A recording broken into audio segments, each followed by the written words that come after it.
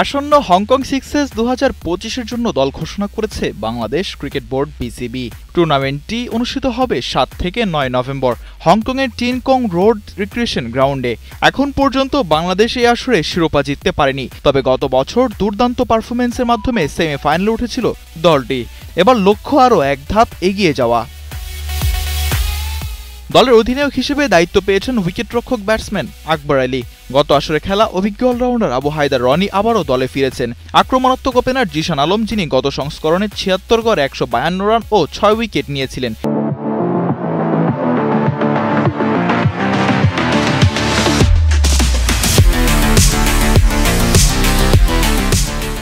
এবারও আছেন স্কোয়াডে অলরাউন্ডার মোহাম্মদ সাইফুদ্দিনও রয়েছেন, যিনি 2024 সালে 4 ম্যাচে 3টি উইকেট নিয়েছিলেন।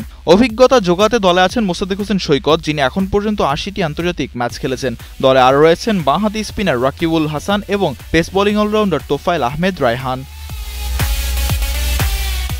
বাংলাদেশ দল এবার হংকং সিক্সেসে নিজেদের প্রথম শিরোপা জয়ের লক্ষ্যে মাঠে নামবে। তরুণ ও অভিজ্ঞ ক্রিকেটারদের সমন্বয়ে গঠিত এই দলকে নিয়ে আশাবাদী বিসিবি কর্তৃপক্ষ।